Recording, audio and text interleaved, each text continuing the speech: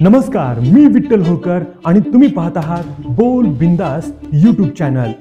सध्या एक बातमी सोशल मीडियावर आणि सामान्य जनतेमध्ये जोरात चर्चेत आहे। एका भिकाऱ्याच्या नावे आहे 7.5 कोटींची मालमत्ता। होय, तुम्ही बरोबर ऐकलं, 7.5 कोटी रुपये। हा भिकारी आहे भरत जैन। मुंबईच्या रस्त्यांवर दिवसेंदिवस हातात वाटी घेऊन उभा राहणारा माणूस, पण हाच माणूस आज फ्लॅटचा मालक आणि सुशिक्षित कुटुंब प्रमुख बनलाय। चला जाणून घेऊया भरत जैन बद्दल। भरत जैन कोण आहे? भरत जैन मुंबईतल्या छत्रपती शिवाजी महाराज टर्मिनस, आझाद मैदान या परिसरात दररोज सकाळपासून संध्याकाळपर्यंत भीक मागतो। तो कोणी व्यसनाधीन नाही, ना दिवसभर झोपून राहणारा। तो व्यवस्थित राहतो, स्वच्छ कपडे घालतो आणि ठराविक ठिकाणी उभा राहतो। त्याचं म्हणणं आहे, माझा दिवस ही ऑफिस सारखाच असतो। त्याचं रोजचं उत्पन्न आहे अंदाजे 2000 ते 2500, म्हणजे महिन्याला जवळपास 75,000 रुपये। मुंबईत 2 फ्लॅट्स, किंमत जवळपास 1.4 कोटी रुपये। ठाणे शहरात 2 दुकाने, एकाचं तो दर महिन्याला 30,000 भाडं घेतो, दुसऱ्या दुकानातून स्टेशनरी व्यवसाय चालवतो। मुलं खासगी इंग्रजी शाळेत शिकतात, पत्नी घर सांभाळते आणि व्यवहारात मदत करते।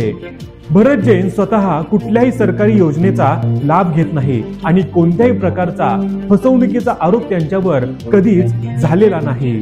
लोकांना वाटतं भिकारी म्हणजे गरीब, उपाशी, बेघर, पण भरत जैन या साच्यात बसत नाही। त्याने भीकला एक पैसा कमवण्याचं साधन म्हणून पाहिलं। इमोशनल इकॉनॉमी या कल्पनेचा तो जिवंत उदाहरण आहे। लोकांच्या सहानुभूतीचा उपयोग त्याने पैसे मिळवण्यासाठी केला। तो भीक घेतो, पण त्याचं वागणं आणि व्यवहार मात्र गुंतवणूकदारासारखा आहे।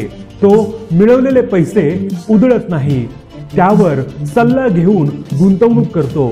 रिअल इस्टेट मध्ये पैसे लावतो। घर, दुकान, व्यवसाय यामुळे त्याचं उत्पन्न स्थिर आणि वाढत आहे।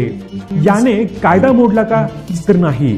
भरत जैनने कोणताही कायदा मोडलेला नाही, त्याच्यावर कुठलाही गुन्हा नोंदवलेला नाही। तो कर भरतो का?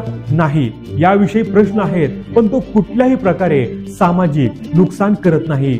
भीक मागणं अजूनही भारतात बऱ्याच ठिकाणी कायदेशीर आहे, विशेषतः तोवर तो इतरांना त्रास देत नसेल आणि कोणतीही फसवणूक करत नसेल। भरत जैनची कहाणी आपल्याला मोठा विचार करायला लावते। आपण जेव्हा एखाद्याला भीक देतो, तेव्हा आपली भावना गरजू माणसांपर्यंत पोहोचते का, की आपली सहानुभूतीच कोणाच्या बिझनेसचा भाग बनली आहे? भरत जैनची गोष्ट केवळ एक मनोरंजक बातमी नाही, तर एक सामाजिक आरसा आहे, ज्यात आपण आपल्या भावना, दानधर्म आणि व्यवस्थेचा वापर कसा केला जातो हे पाहतोय। यावर तुमचं मत काय? भरत जैन खरोखर हुशार उद्योजक आहे का, की हे समाजाच्या भावनांचं शोषण आहे? कमेंटमध्ये नक्की कळवा।